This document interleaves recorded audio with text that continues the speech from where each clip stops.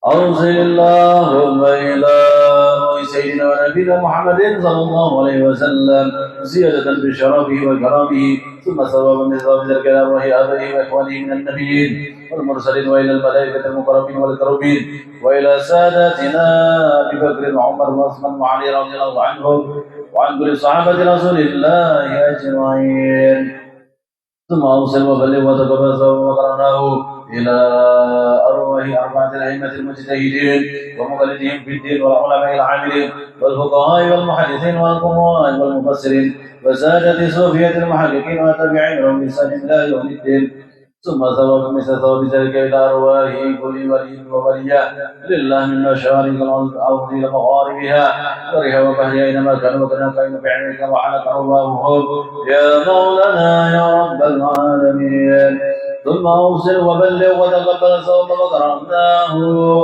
إلى جميع الأرواح مشايخنا ومعلمنا وأساتذتنا وإلى جميع الأرواح ولوالدنا ولآبائنا ولأمهاتنا ولأجدادنا ولجداتنا ولقرابتنا ولإخواننا ولأخواتنا من أموات المسلمين والمسلمات والمؤمنين والمؤمنات وخصوصا إلى روح الشيخ محمد بن الشيخ اليماني وشيخ عيسى بن ديجو اللهم اغفر لهم وارحمهم وعافهم واعف عنهم اللهم اغفر لهم وارحمهم وعافهم واعف عنهم اللهم اغفر لهم وارحمهم وعافهم واعف عنهم اللهم اجعل قبورهم روضة من رياض الجنان ولا تجعل قبورهم مفرطا من غفار النيران اللهم إن كانوا من المحسنين فزد بإحسانهم وإن كانوا من المسيئين فتزوج عن سيئاتهم اللهم انزل الرحمة ونعمة والمغفرة والشفاعة على أرواحهم برحمتك يا أرحم الراحمين اللهم اجعل جميع لهم فداء لهم من النار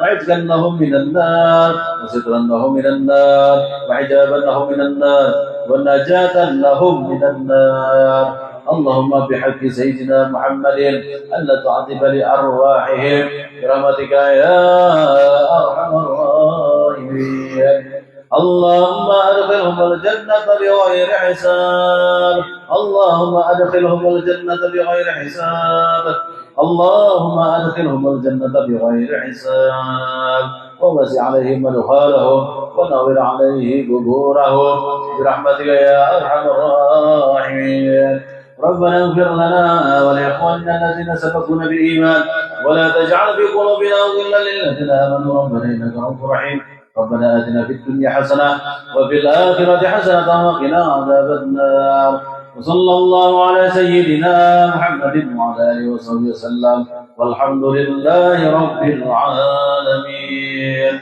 تقبل الله منكم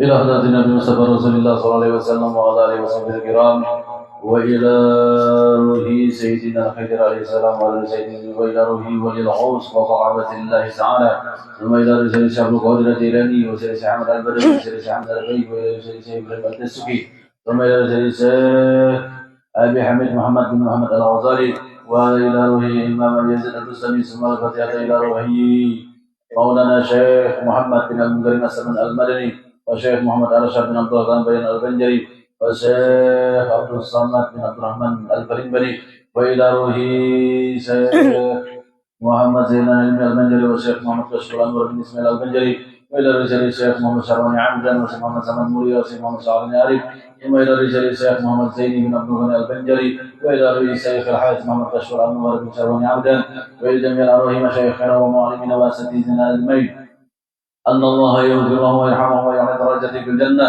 وينفعنا بأسرارهم وأنوارهم وعلومهم ونفعهم في الدنيا والآخرة بسر النبي وأهل بيت النبي بسر الفاتحة. أعوذ بالله من الشيطان الرجيم بسم الله الرحمن الرحيم الحمد لله رب العالمين الرحمن الرحيم مالك يوم الدين إياك نعبد وإياك نستعين اهدنا الصراط المستقيم صراط الذين أنعمت عليهم غير المغضوب عليهم ولا الضالين آمين. السلام عليكم ورحمة الله وبركاته. الحمد لله رب العالمين وبه نستعين على أمر الدنيا والدين والصلاة والسلام على سيد الأنبياء والمرسلين سيدنا وحبيبنا ومولانا محمد وعلى آله وأصحابه وذريته أجمعين. قالوا سبحانك لا علم لنا إلا ما علمتنا إنك أنت العليم الحكيم. لا حول ولا قوة إلا بالله لا حول ولا قوة إلا بالله لا حول ولا قوة إلا بالله العلي العظيم. وقد قال الله تعالى في آياته الكريم وهو أصدق القائلين أعوذ بالله من الشيطان الرجيم بسم الله الرحمن الرحيم قد جاءكم من الله نور وكتاب مبين. وقال النبي صلى الله عليه وسلم كنت أول النبيين في الخلق وآخرهم في البعض. صدق الله العظيم وصدق رسوله الكريم ونحن على ذلك من الشاهدين والشاكرين والحمد لله رب العالمين.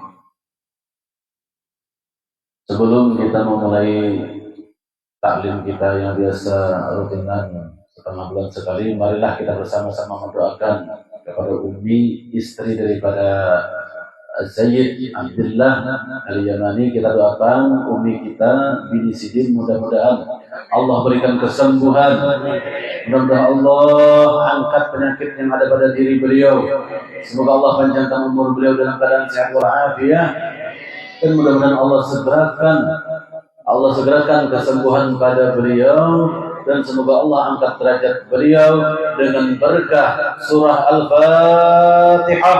A'udzubillahi minasyaitonir rajim. Bismillahirrahmanirrahim. Alhamdulillahirabbil alamin arrahmanir rahim maliki yaumiddin. Iyyaka na'budu wa iyyaka nasta'in ihdinas siratal mustaqim siratal ladzina an'amta 'alaihim ghairil maghdubi 'alaihim waladdallin. Amin.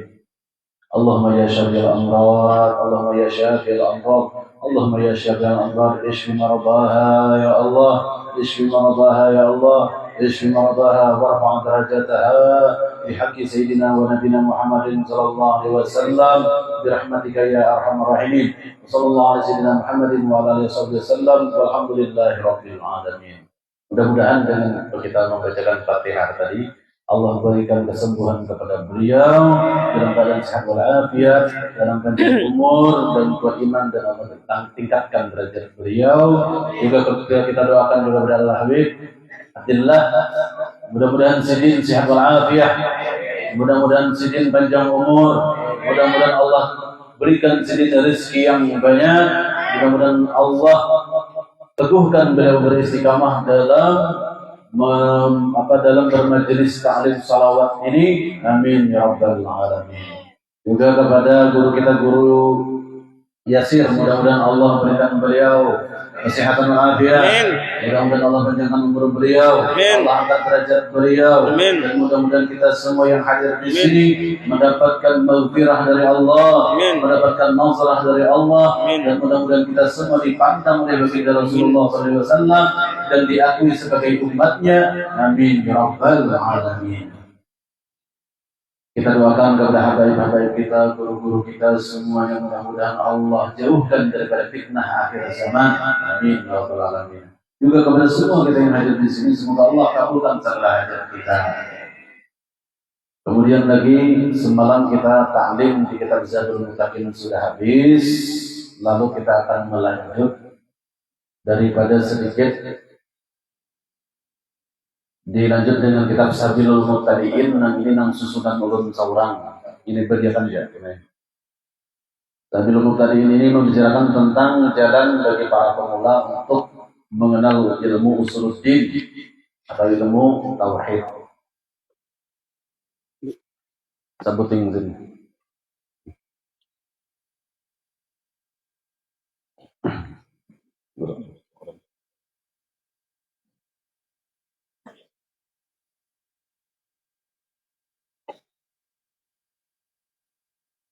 Bismillahirrahmanirrahim. Kita buka halaman yang pertama.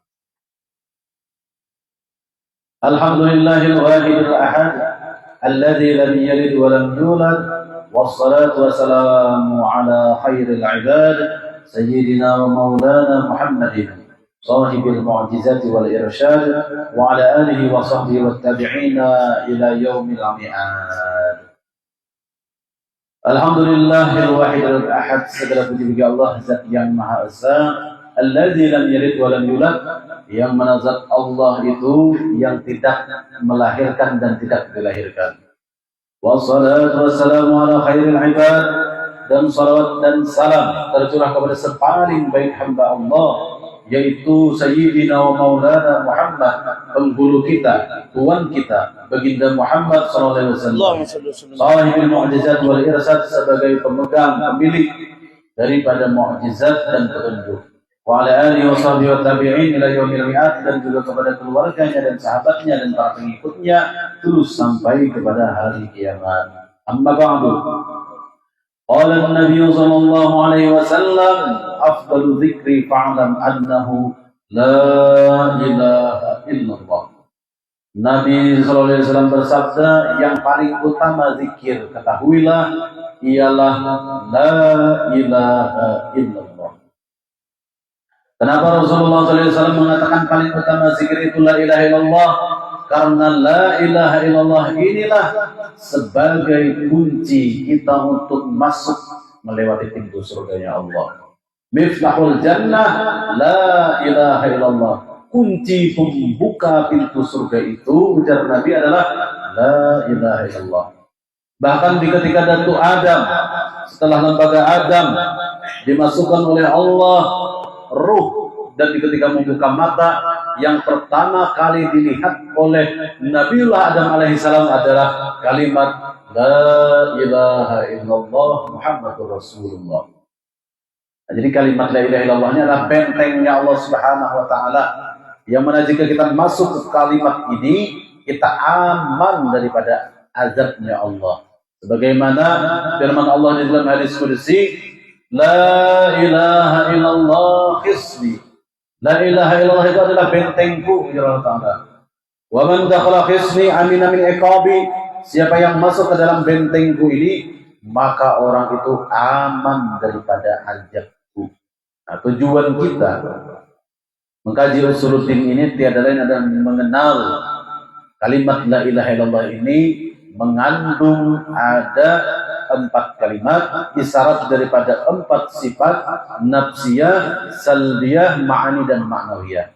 Masing-masing daripada 4 sifat itu isinya, nafsiyah itu isinya adalah wujud, salbiyah itu kidam, baqa, mukhalafatul hawadis, qiyamu ta'ala binafsih, wahdaniyah. Ma'ani itu kudrat, iradat, ilmu, hayat, sama' basar, kalam. Dan maknawi itu qadirun, muridun, alimun, hayyun, sami'un, dan basirun, dan mutakallimun. Maka lengkaplah 20 sifat yang wajib kita kenali setiap mukallaf. Arti mukallaf itu orang yang dibebani hukum sudah. Yang akil balik kayak kita ini sudah mukallaf. Nah, wajib kita untuk mengenal siapa Tuhan kita lewat akidah Ahlus Sunnah wal Jamaah. Kemudian dari sini Nabi mengatakan afdalul dzikri fa'lam annahu la ilaha illallah. Sepaling utama, paling afdal zikir tiada lain, ketahuilah, adalah la ilaha illallah. Karena kalimat ini juga lah yang mengesahkan kita sebagai orang yang Islam dengan pengakuan syahadat asyhadu an la ilaha illallah. Nah, lagi kita lanjut pulang situ.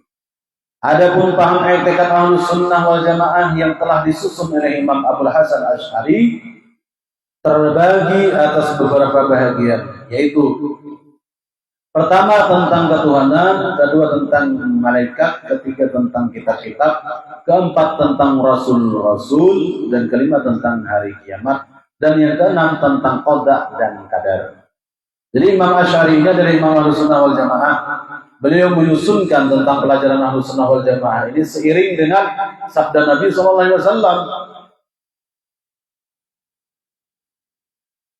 tentang mengenal ketuhanan.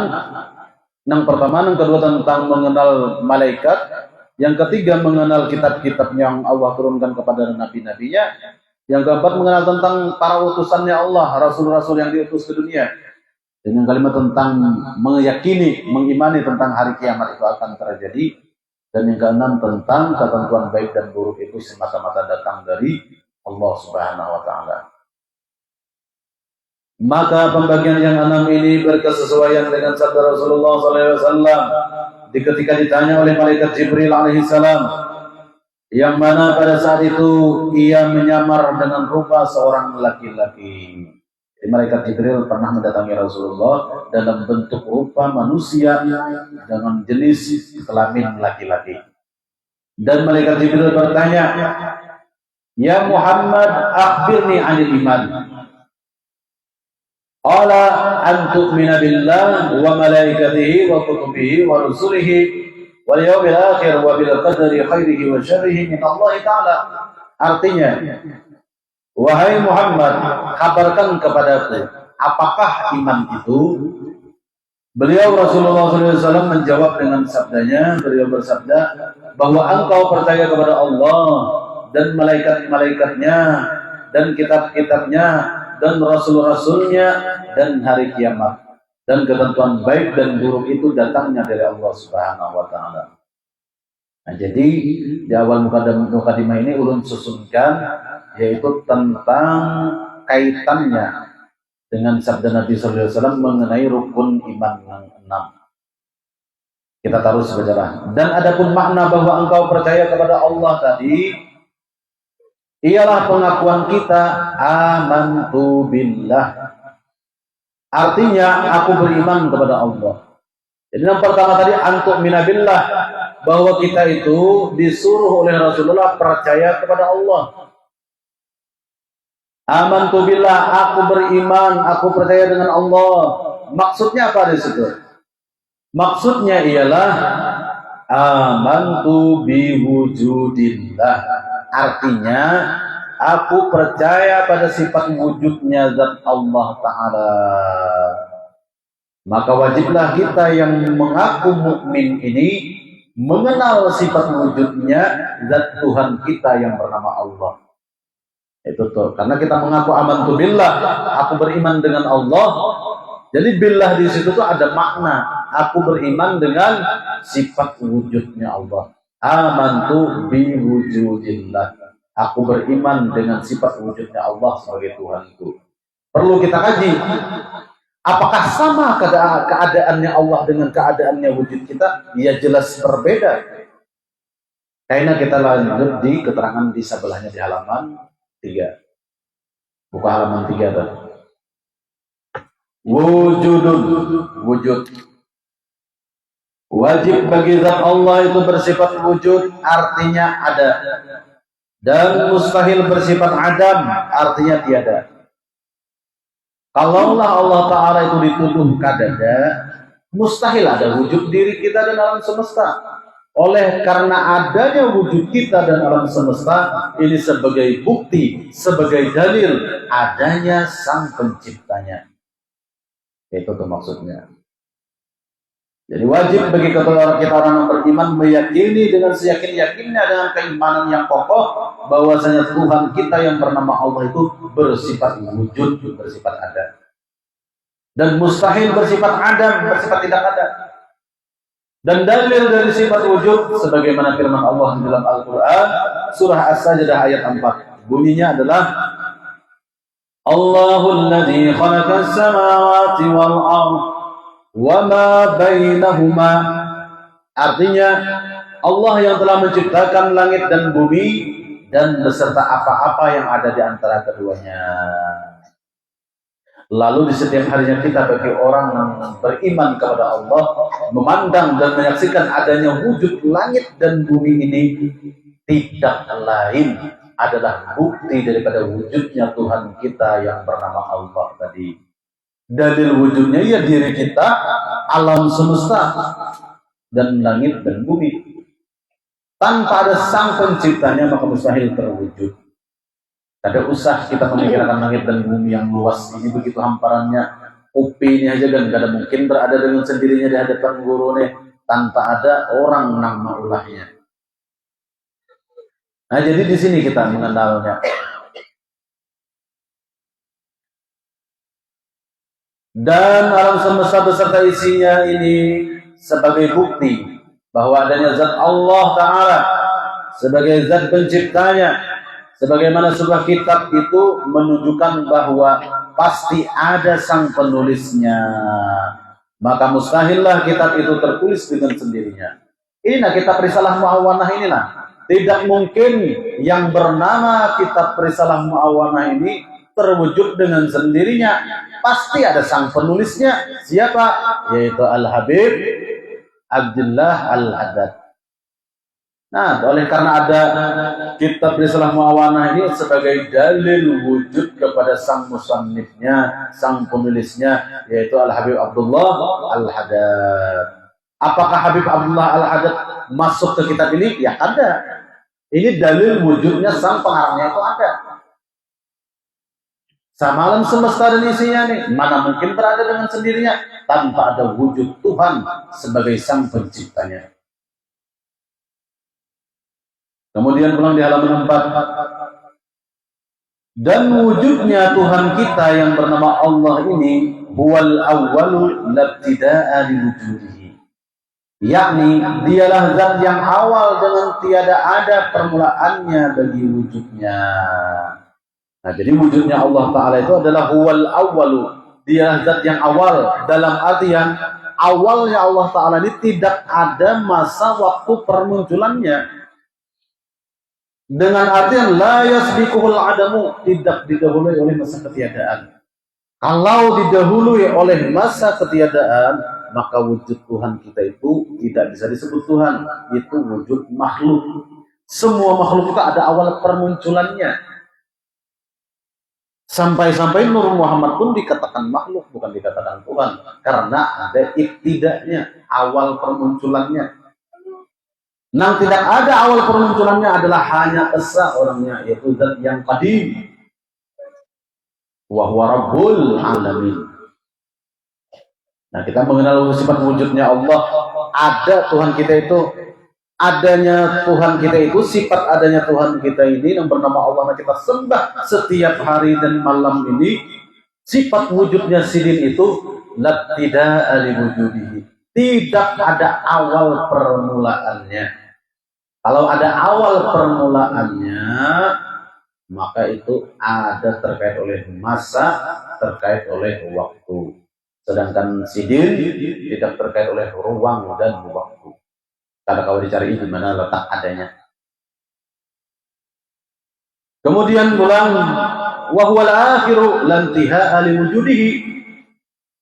Nah, oleh karena Allah tadi yang sifat wujudnya awal tidak ada permulaan tadi, lalu di situ masuklah kepada sifat kidam. Ini sepeda.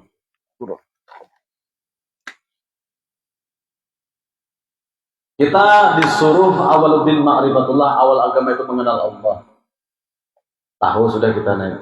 Awaluddin ma'rifatullah. Awal-awal dalam agama itu apa? Ma'rifatullah, yaitu mengenal Allah. Awaluddin ma'rifatullah. Nah, jadi di sini kita maksudnya adalah awal-awal agama itu mengenal Allah. Mengenal apanya? Ma'rifatu sifatillah, dahulu kita mengenal sifatnya Allah. Tuhan kita yang bernama Allah Ta'ala ini wajib kita mempercayai sidin itu bersifat ada atau bersifat wujud. Dan wujudnya Tuhan kita yang bernama Allah ini tidak didahului oleh masa ketiadaan. Adam ini mustahil bagi zat Tuhan kita. Wajib bersifat ada, mustahil bersifat Adam. Nang didahului oleh sifat Adam ini makhluk. Makhluk. Oleh karena Tuhan kita yang bernama Allah ini bersifat wujud nang tidak ada didahului oleh masa ketiadaan, abadi. Masanya tuh tidak ada terkait oleh ruang dan waktu, ada dengan itulah yang disebut dengan kidam. Jadi sang maha wujud ini oleh karena tidak ada didahului oleh masa ketiadaan, lalu disitulah disebut terlahirlah yang namanya sifat kidam. Sedianya Allah itu berbeda dengan sedianya makhluk. Jadi sedianya Allah itu tidak terkait oleh waktu dan tempat. Itulah yang disebut dengan Sang Maha Ada ini, yang bernama Allah ini, Sang Maha Ada ini, keadaannya sidin tidak didahului oleh masa ketiadaan. Itulah disebut dengan hidam. Kalau didahului oleh masa ketiadaan, ngarannya hudus, baharu. Bila baharu makhluk, bila makhluk batal jadi Tuhan. Nah, oleh karena kita mengenal sifat wujud sidin ini, awal permulaannya tidak didahului oleh masa ketiadaan, maka disitulah kita mulai mengenal dah.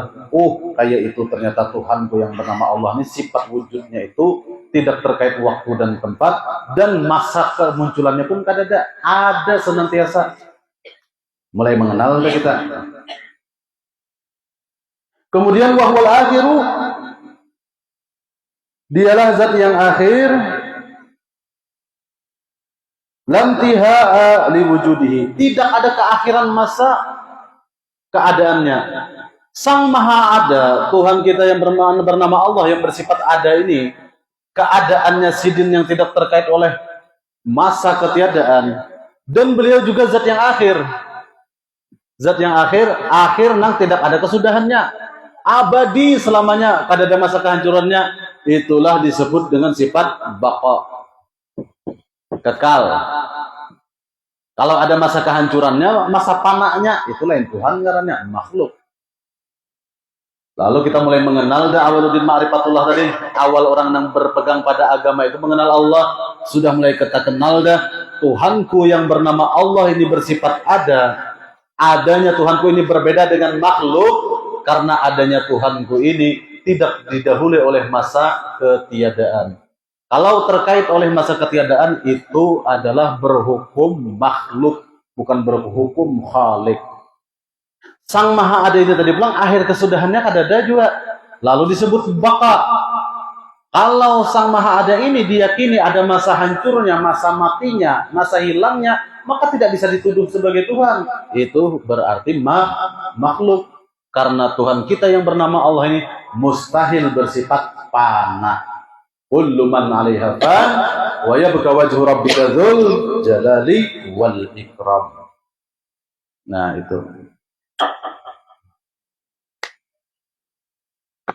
Bagaimana tadi halaman 4? Wa huwa al-akhiru la intihaa li wujudihi. Yakni, dan dialah zat yang akhir dengan tiada masa keakhiran dari keadaannya. Wa annahu ta'ala muqaddasun 'anil zamani wal makan, yakni, dan bahwasanya dialah yang maha tinggi, yang maha suci dari berhajat kepada waktu dan tempat. Wujud Tuhan kita yang bernama Allah ini jangan sekali-kali kita yakini sidin ini terkait oleh waktu dan tempat, zaman dan makan. Waktu dan tempat. Bilanya kita yakini wujud Sang Maha Allah, Sang Maha Wujud ini terkait waktu dan tempat, berarti kita menuduh sidin nang kaya makhluk. Contohnya, meyakini sidin berada di atas langit.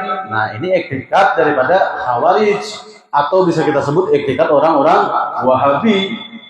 Nah, meyakini Tuhan bertempat di atas arsy. Padahal apa? Ar-Rahman 'alal arsy istawa itu bukan betapa makna istawa itu istaula, menguasai, bukan bersemayam. Jadi Sang Maha Wujud Tuhan kita, mengenal Allah tadi kita sudah mengenal dah. Wujudnya Tuhan kita tadi tidak terkait waktu dan tempat. Kalau terkait oleh waktu dan tempat itu ngarannya makhluk. Sementara Tuhan kita mustahil terkait oleh waktu dan tempat. Nyaman galak? Mulai deh kita ma'rifatullahnya sini nah jalannya. Karena sidin ini, Tuhan kita yang bernama Allah ini, sifat wujudnya ini, wallahu ghaniyun 'anil alamin. Allah Ta'ala itu tidak berhajat kepada yang namanya alam. Dan waktu dan tempat ini termasuk daripada alam.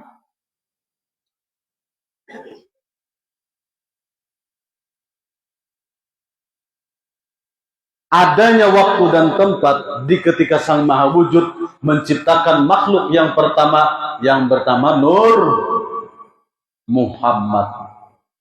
Di ketika Allah menciptakan Nur Muhammad ini, disinilah terciptanya waktu dan tempat.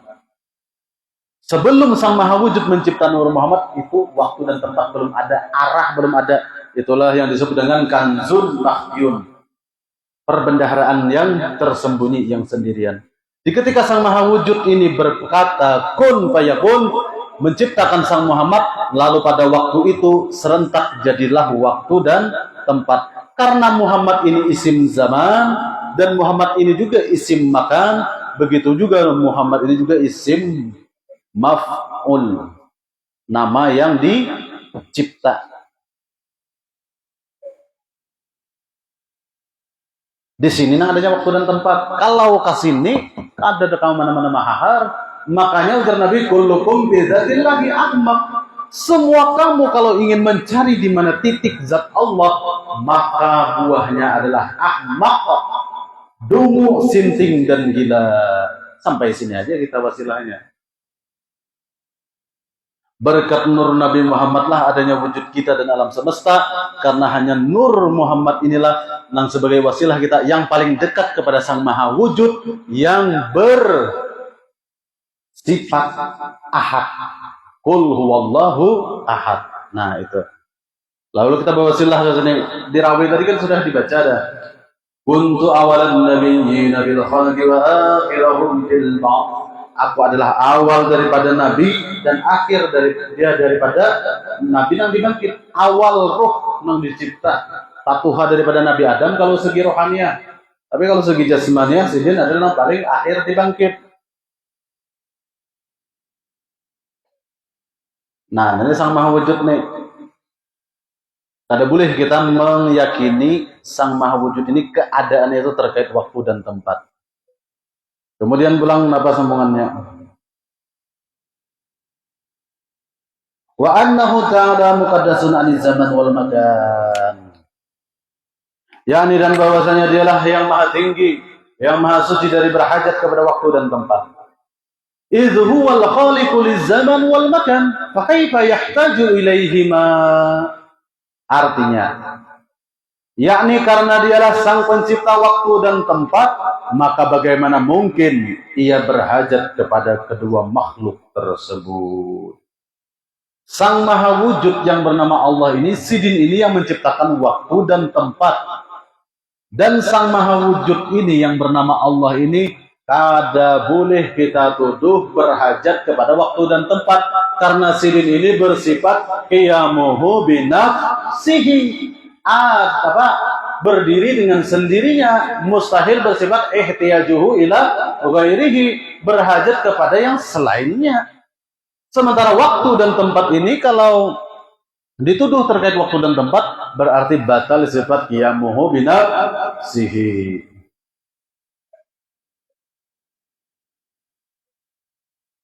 Nyamang ulang-ulang aja lagi sini bukan pian, karena Beheris sudah pernah dan mengkaji sifat 20 nih. Ini daripada ulun menulis ulang aja lagi supaya tanyaman dibaca. Amunang bahasa Bahari olehnya akan dia tuh tahinggulan.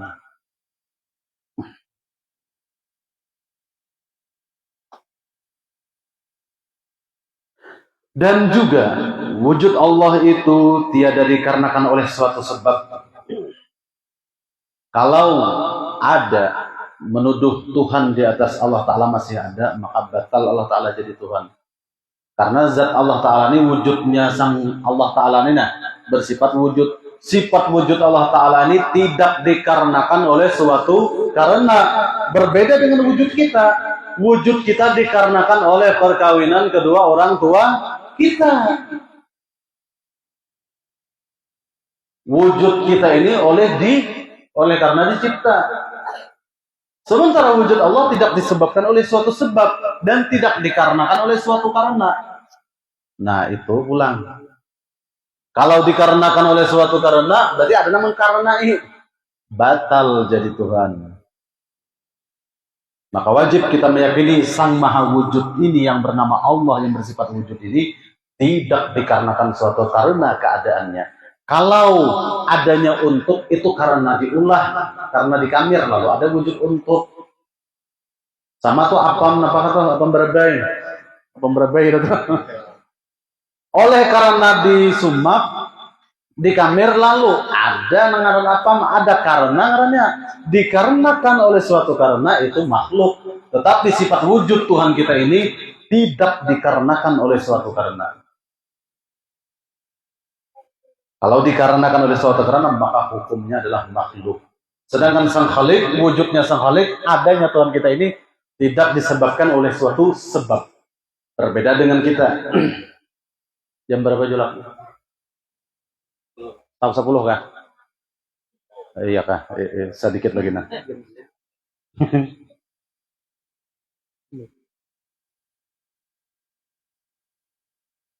Dan juga wujud Allah Ta'ala itu tidak dikarenakan oleh suatu sebab, sedangkan dialah sang musabbibul asbab, artinya zat yang mengatur segala sebab.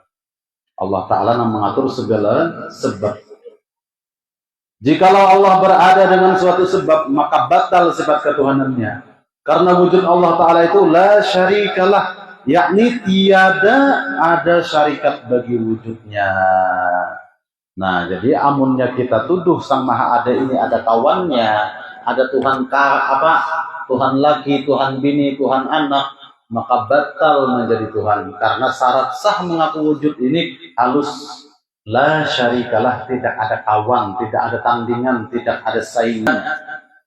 Nah, itulah sedikit daripada kita mengenal ma'rifatullah, mengenal Tuhan kita yang bernama Allah dari segi sifat wujudnya. Inilah tafsirnya daripada amantu billah, aku beriman dengan Allah. Apanya Allah yang kita imani? Yaitu sifat wujudnya Allah. Lalu tafsir daripada amantu billah itu adalah amantu biwujudillah, aku beriman dengan sifat wujudnya Allah. Mudah-mudahan dengan sedikit dalam bab wujud ini kita diberikan paham oleh Allah Subhanahu wa taala. Semoga Allah tambahkan kemakrifatan kita kepada Allah, hingga tambah mencintai kita kepada Allah dan tambah cinta kepada baginda Rasulullah SAW. Semoga Allah tingkatkan keimanan kita dan ketakwaan kita, dan mudah-mudahan kita diakui oleh Allah sebagai hambanya yang sempurna kemakrifatannya. Amin ya rabbal alamin. Lalu kita sedikit ulang mengambil berkah, menyambungi daripada kitab yang pernah dibaca guru kita yang mulia, Guru Yasir Kitab Risalah Mu'awanah. Sampai halaman berapa sebelum dulu? Barang aja lah, diulangi dikit barang lah. Bismillahirrahmanirrahim. Faqala al-mu'allif rahimahullahu ta'ala wa nafa'ana bih وببركات علومه في الدارين الدنيا والآخرة آمين يا رب العالمين. Berkata muallif kitab Al-Habib Abdullah bin Alwi Al-Haddad dalam kitab Risalah Mu'awanah, amma ba'du. Berkata Al-Habib Abdullah bin Alwi Al-Haddad Al-Husaini, semoga Allah Subhanahu wa taala mengampuninya beserta para leluhurnya. Amin ya rabbal alamin.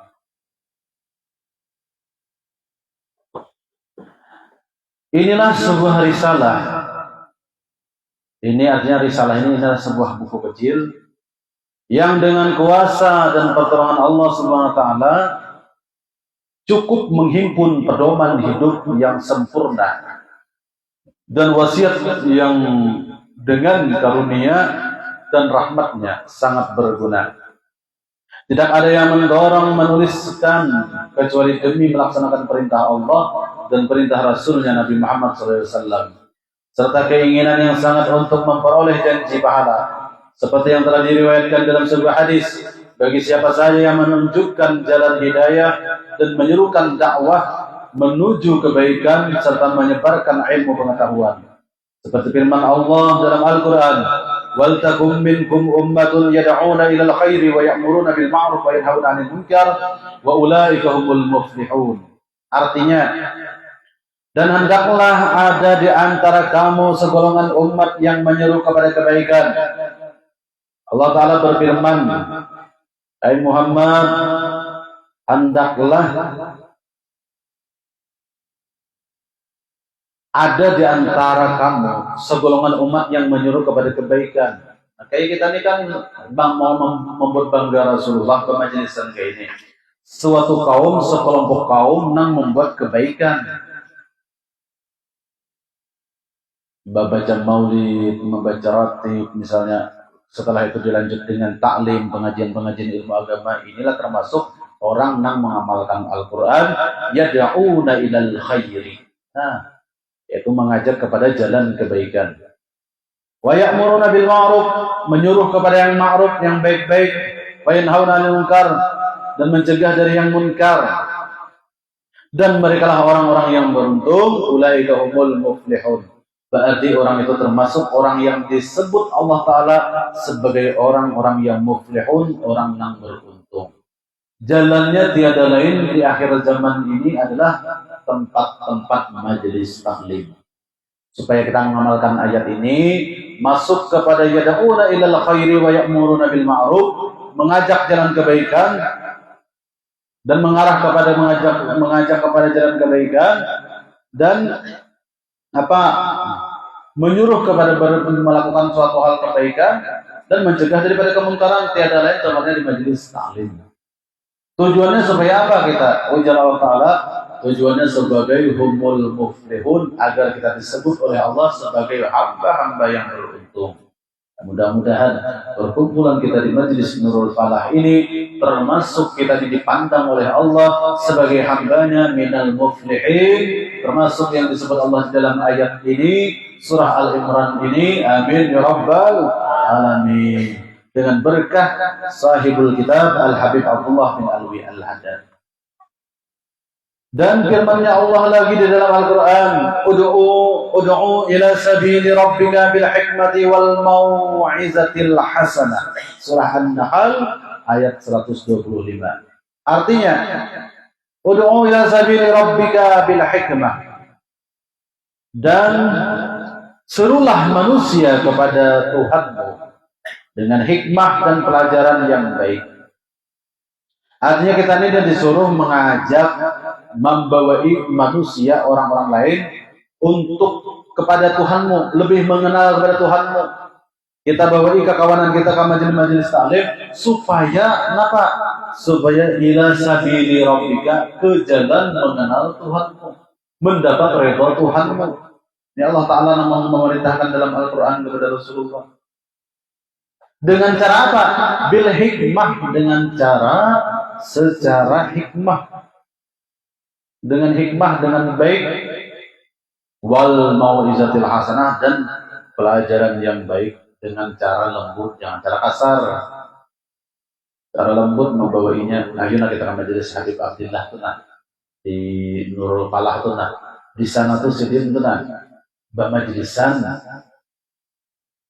bergabung kita kasih tuh nyaman di situ tuh tempatnya terbuka kayak gitu. Majak, jangan mau secara kasar. Wah gini ya, ada tahu-tahu lalu-lalu. Nah ini kan kada hasanah sebenarnya. Nah secara hasanah kayak apa? Supaya baik kita mengajaknya dengan hikmah dan hasanah. Inilah yang dianjurkan oleh Allah Subhanahu wa taala di dalam Al-Qur'an. Dan firman Allah Subhanahu wa taala bagi nabinya, Allah Ta'ala berfirman kepada Rasulullah dalam surah Yusuf ayat 108. Qul hadhihi sabili ad'u ila Allah ala basiratin ana wa man ittaba'ani. Artinya, katakanlah oleh Muhammad, inilah jalan agamaku dan aku dan orang-orang yang mengikutiku, mengajak kamu kepada Allah dengan hujjah yang nyata. Nah, jadi di sini Allah Ta'ala menyuruh Rasulullah mengatakan, inilah jalanku, mengajak kepada Allah. Maksud mengajak kepada Allah itu datang ke majelis taklim supaya lebih kenal kepada Allah, lebih ada merasa takut kepada Allah. Dengan jalan apa? Jalan basirah ala basiratin.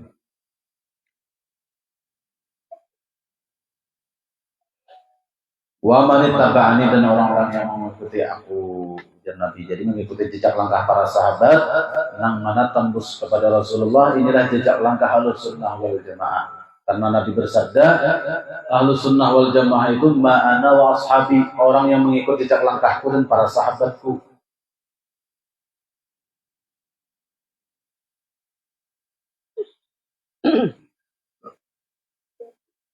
Dan sabda Nabi sallallahu alaihi wasallam, "Liyuballigha syahidu minkumul ghaib, wa rubba hamil fikhin ila ma huwa afqahu minhu, wa rubba hamil fikhin laisa bifaqih." Rawahul Bukhari.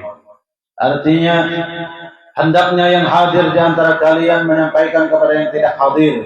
Sebab ada kalanya terkadang seseorang membawakan ilmu kepada orang yang lebih berilmu daripadanya. Misal kita setelah datang di majlis ini, ada kawan yang ada hadir, sampaikan malam Kamis tadi dikisahkan guru, nah ini kisah tentang sifat wujud Allah Ta'ala, ini kitabnya, nah tulisan seorang.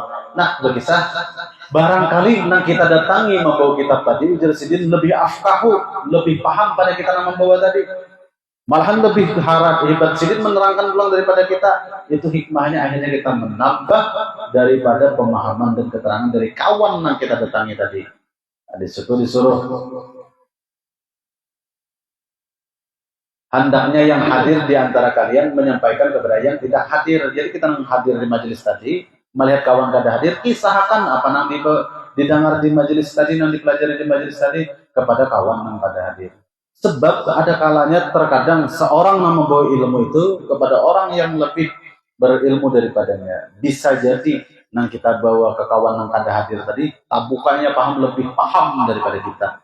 Akhirnya kita dapat kawan kita yang kada hadir tadi dapat juga. Dan ada kalanya, ujar Habib Abdullah Al-Haddad, dan ada kalanya terkadang seseorang menjadi pembawa atau pengantar ilmu, sedangkan dia sendiri bukan ahlinya.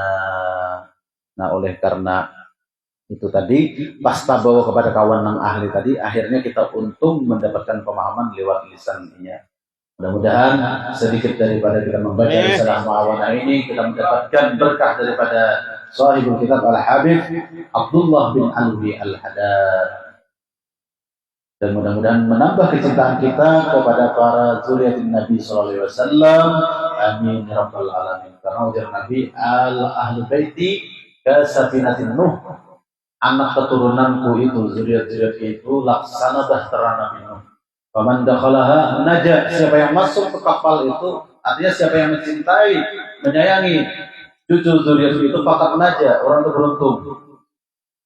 Nah, barang siapa paman kharajah, siapa yang keluar beluncak daripada bahtera Nabi Nuh tadi, fakat warika, orang itu lamas tinggalan. Artinya siapa yang membenci, yang memusuhi kepada zuriat ahli bait tadi, tanda-tanda mendapat kecelakaan. Nauzubillahi min dzalik. Mudah-mudahan dengan berkah kita membaca kitab daripada Bani Alawi, Al-Habib Abdullah bin Alwi Al-Haddad ini menambah kecintaan kita kepada Bani Alawi, menambah kecintaan kita kepada zuriat-zuriat Rasulullah sallallahu alaihi wasallam.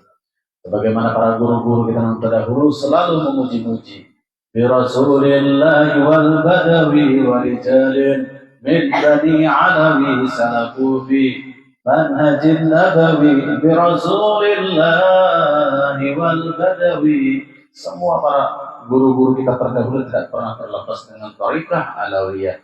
Mudah-mudahan dengan kita bacakan risalah Muawana di majelis Nurul Falah ini menambah kecintaan kita kepada Bani Alawi, menambah kecintaan kita kepada zuriat Rasul sallallahu alaihi wasallam, dan mudah-mudahan kelak kita dikumpulkan oleh Allah dengan sahibul kitab hingga kita mendapatkan wasilah kepada datuk beliau, mendapatkan syafaatul uzma di tangan baginda Rasulullah sallallahu alaihi wasallam. Amin ya rabbal alamin. Sirrin Nabi wa ahli baitin Nabi bisirul Fatihah.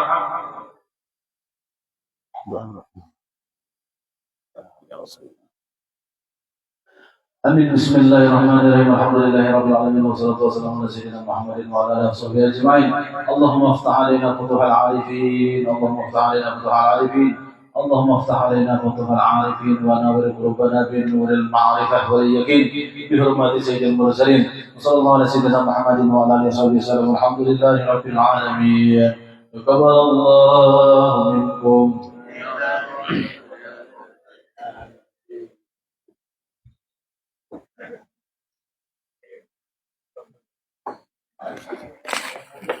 Masih banyak urulah. Nggih, ron temenin. Nggih. Pon. Hanya relo nyusun ini. Tanggal berapa semalam lah nyusun nek. Tanggalnya. Itu udah ada. Oh, nggih kadang tanggal punya di anu tadi. Agustus tadi kah ya? Nggih hanya rai. Hmm.